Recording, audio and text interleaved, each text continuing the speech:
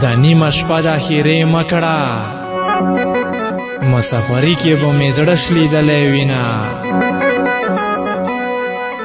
او سپوږمۍ په غرو راپورته کېږه مسافر یار په سیند ګډیږي غرق په چینه جنکو خپل کورګي آباد کړل